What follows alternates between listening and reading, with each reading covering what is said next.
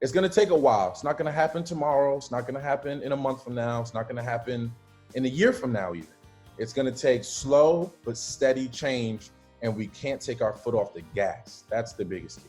When I was doing, my own research, I read that, Black families have to have the talk, which is a series of don'ts. Don't resist the police. Don't be disrespectful. I mean, when you were growing up, did you have to have that talk? And do you plan on having that type of talk with your daughter later on? I do. I do plan on having that conversation when she's a little older.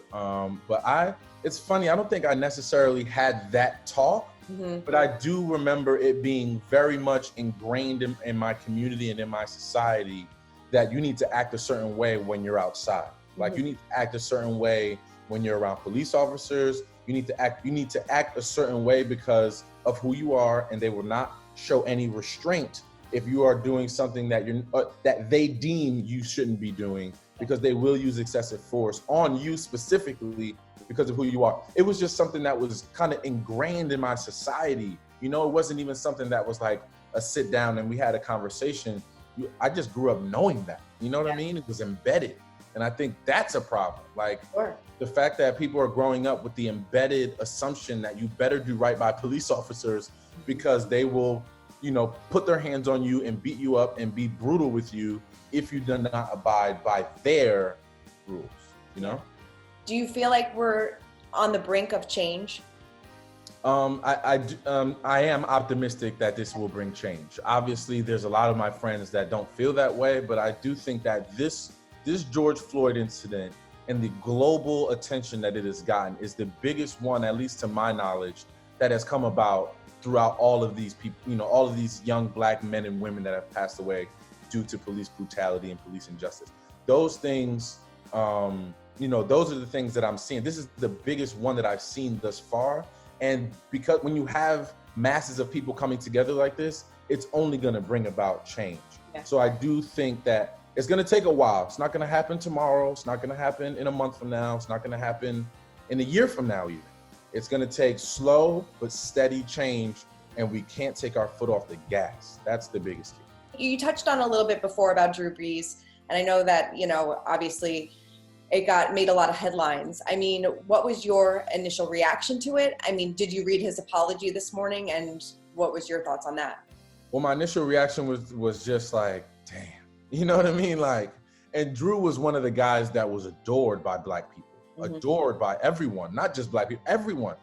He brought a Super Bowl to New Orleans, a city that just needed anything after Katrina. They just needed love, light, and he brought that to that city. And they would forever love him for that.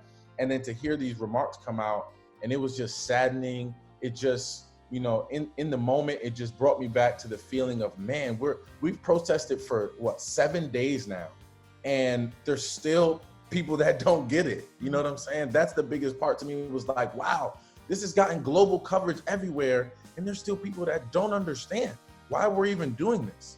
I read his apology this morning, and I respect it. And I'm thankful that he actually mentioned the Black community and what side he's actually on, and I respect that. But I feel that the damage is already done.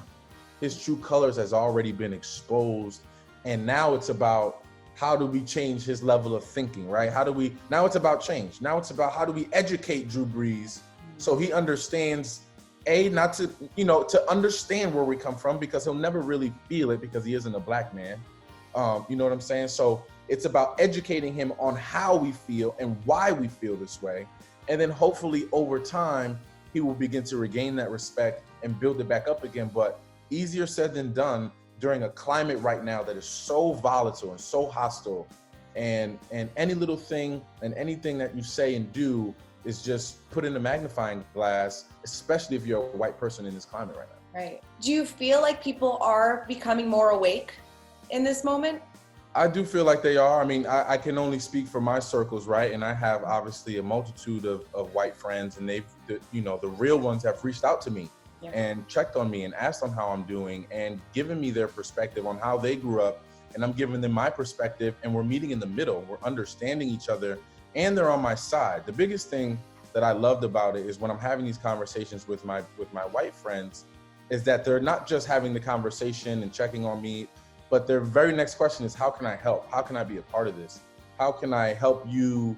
How can I help not only you, but everyone that's fighting this cause and has their backs against the wall to this thing? How can I help? And that's a start. You know what I'm saying? Like, that's where, if that's the foundation we can set for all, everyone across the country, including white people, then yes, we can accomplish something. And when they are asking how they can help, what are you saying to them? Well, I tell them initially, it's about knowledge. It's about understanding why we're doing this. I think the issue with Drew Brees, specifically, is that I don't think he understood the reason why we're doing this, why we're out here, and which is crazy to me because of how much this has been publicized and what you're seeing on your TV screens and on your Instagram accounts every day. So I don't think he understood why we're doing this. And I think a lot of white people still don't understand why we're doing this.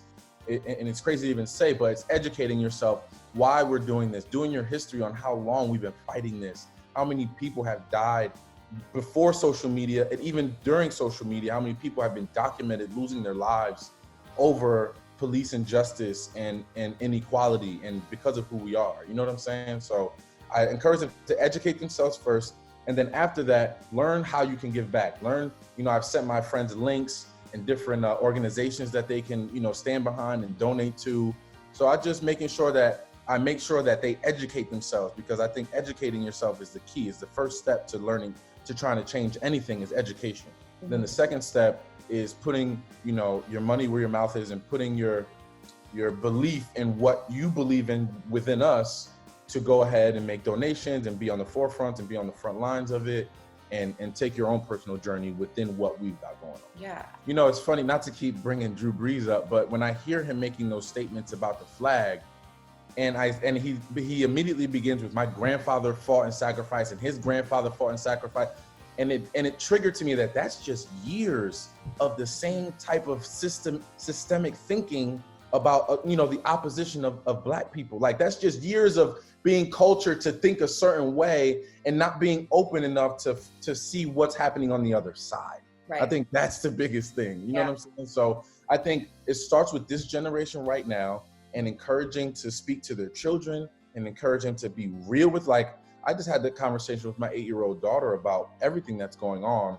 And I had to talk to her as if I was talking to my friend that was 33 years old, just like I am. Like, I had to talk to her with that realness and that vividness, so that she's not shocked by anything when she gets older, because I've had that conversation with her already, and she can psychologically prepare herself for the things that she may face throughout her lifetime.